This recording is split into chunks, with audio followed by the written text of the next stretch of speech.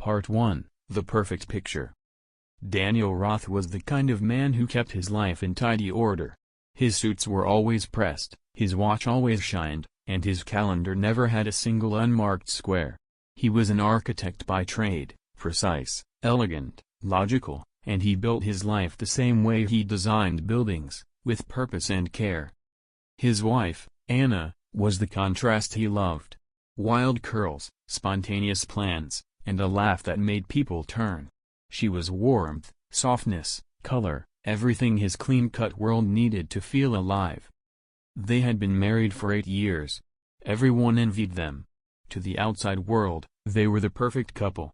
Two beautiful people with good careers, a lovely home in a quiet neighborhood, and weekend getaways that looked like postcards. But no one sees the cracks in the mirror until it shatters. Part 2, The First Sign. It started small. Anna began taking longer to respond to texts. She smiled less. Her phone was suddenly always face down. Daniel told himself it was stress. She was working more hours at the gallery. She had an upcoming exhibition, maybe that was all it was. He brought her flowers, cooked her favorite dinner, and even tried suggesting a vacation. "You're sweet, Dan," she said, kissing his cheek. "But I'm just tired." Tired. That word echoed. It didn't feel right. Tired of work? Or tired of him? He dismissed the thought. Until he found the receipt. Part 3, The Restaurant.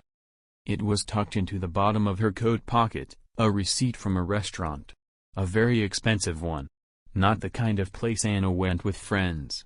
Not without saying anything. Dinner for 2. He stared at the date. It was last Friday. She'd told him she was at the gallery, working late on an installation. That night, she'd come home glowing. Daniel didn't ask her about it right away. Instead, he kept the receipt, folded it, and tucked it into his wallet. Proof. Or maybe, he thought, a mistake. Surely, there was an explanation. Part 4, The Stranger's Message. 2 days later, a message came through Instagram from an anonymous account. "You don't know me, but you deserve to know the truth about your wife." Attached was a blurry photo of Anna taken through a cafe window. She was laughing. Her hand was resting on another man's. Daniel stared at the image for a long time, trying to deny what he saw. But the truth stood tall, unmistakable like one of his skyscrapers. Anna was having an affair. Part 5, The Other Man. Daniel began to investigate. Quietly, strategically. His methodical nature took over. He watched her phone habits, listened when she spoke in her sleep, tracked small inconsistencies. The man's name was Julian Hale, a painter. He had a small studio downtown and had recently been hired by Anna's gallery. Daniel visited the studio once, posing as a potential buyer. Julian didn't recognize him, of course. Daniel studied the man, the artist's smudged fingers, the flirty grin, the casual confidence. He left without buying anything, but he took with him something more dangerous, intent. Part 6, The Breakdown. He confronted her the next night. "Anna," he said calmly, "how was work today?" She looked up from her glass of wine. "Busy. We're hanging Julian's new pieces." He nodded. "Julian Hale, that's the man you're sleeping with, right?" Her hand froze. The color drained from her face. Silence stretched between them like a rope about to snap. Dan, I didn't mean..." "You didn't mean for me to find out? Or you didn't mean to betray me?" Her lip trembled. "It just happened." "Things don't just happen, Anna. We build them, one lie at a time." Part 7, The Escape. She moved out 2 days later. No fights, no tears. Just silence and suitcases. Daniel watched her go, feeling nothing. No anger, no sorrow. Just a hollow kind of relief.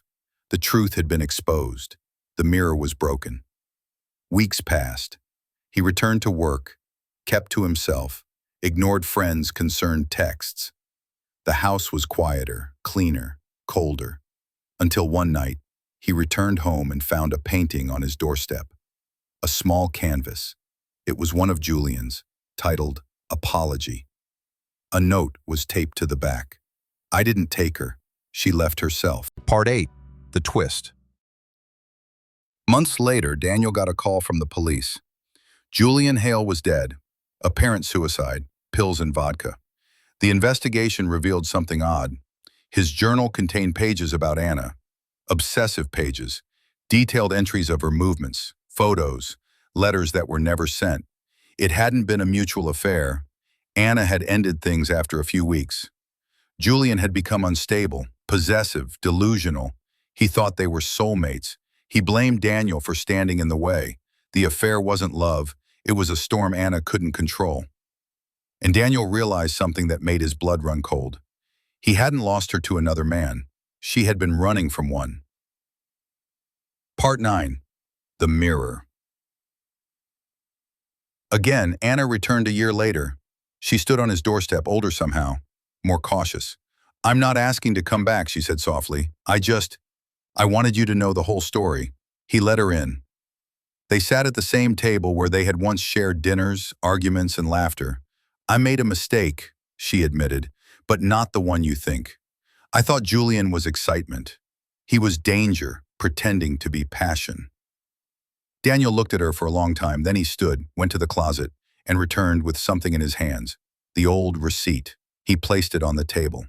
"No more lies," he said. "We can't fix a mirror by pretending it was never broken.